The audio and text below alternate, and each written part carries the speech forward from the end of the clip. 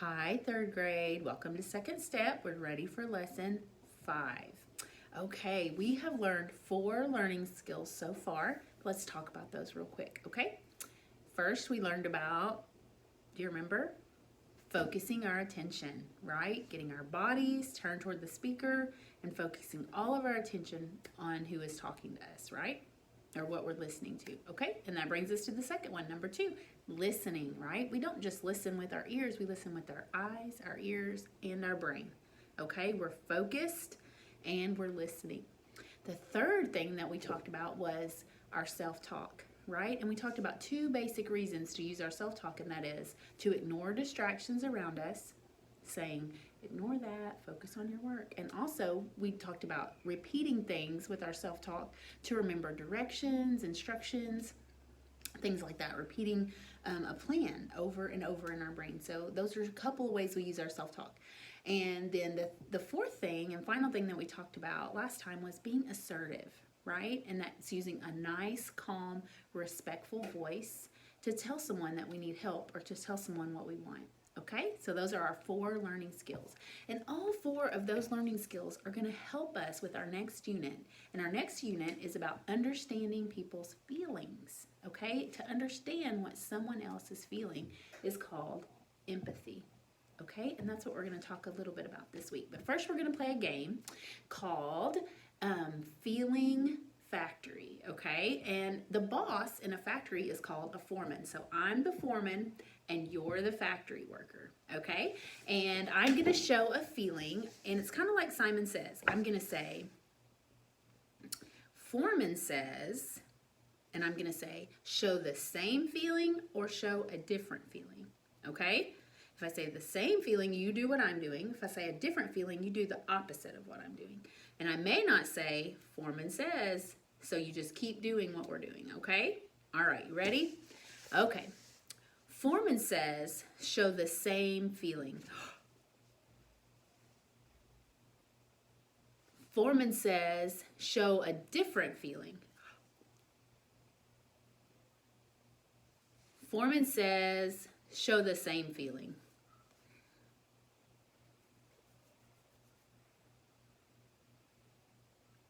Show the same feeling. Foreman didn't say. Okay. Foreman says, show the same feeling.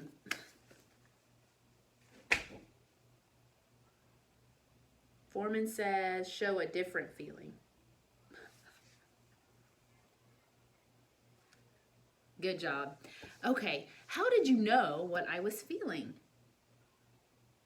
You saw my eyes, my mouth, maybe my hands did something.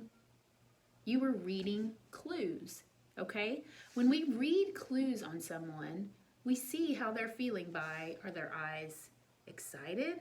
Are their eyes pensive, right? We look at people, their shoulders, are they up? They may be excited, or their shoulders down? Maybe sad or disappointed. So we read clues about people's body. Let's look at our story right now, okay? I'm going to show you this picture of these students, okay? We have Jenny, Meg, Brian, and Kyle, okay?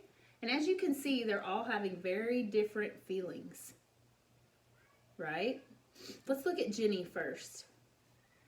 Read some clues about Jenny. Think about how she might be feeling. Did you say sad? Frustrated? Let's just talk about her eyes for a minute. They're looking away. A lot of times when someone is sad or frustrated, they look away. Look at her shoulders. Her shoulders are down. Her mouth is turned down like a frown, right? She's feeling sad or frustrated. Let's look at Meg. Okay, you see Meg? Let's talk about her clues of how she's feeling. Let's look at her eyes. Her eyes look serious to me. Do you think her eyes look serious? What about how her head is tilted? Is it tilted with excitement or is it tilted with worry? I think Meg looks a little worried. What about her mouth? Definitely not smiling. Her shoulders are down. All right, let's look at Brian.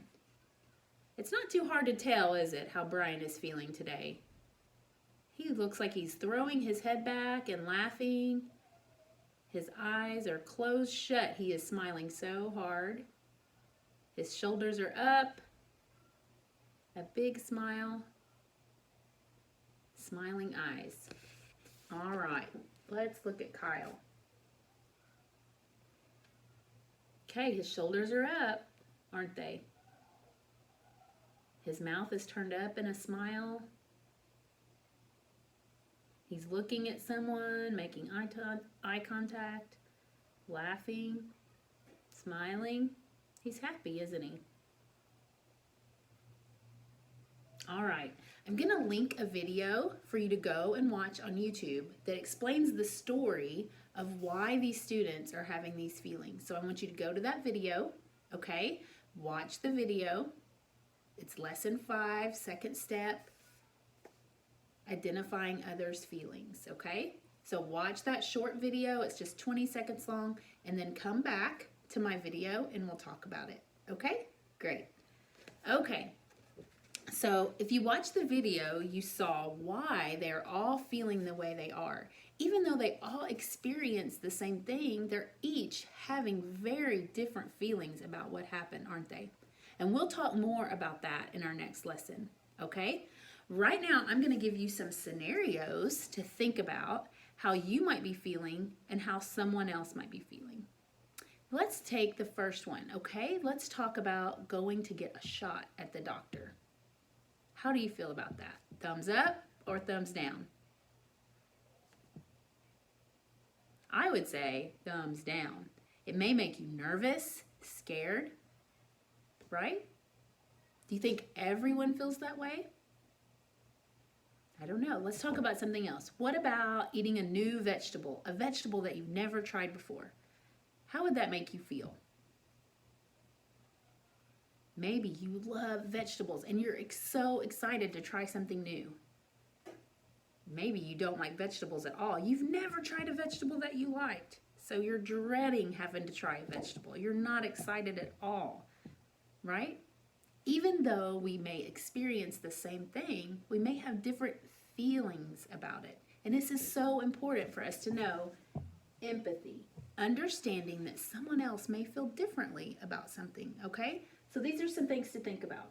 You can look at their body or face, just like we did our clues, right? To understand how they're feeling. Think about, what is their point of view?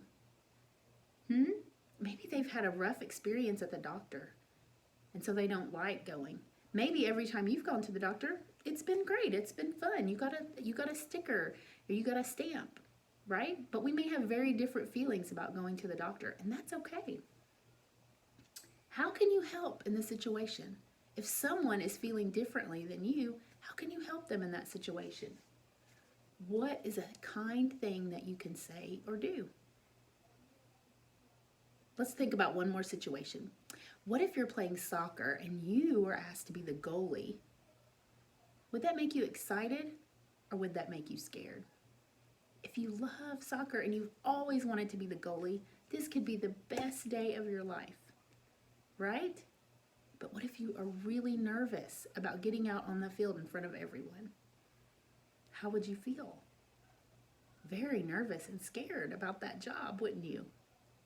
Okay, well, I hope these things helped you today to understand that even though we may be having the same experience or situation, we can feel very, very differently about it, can't we?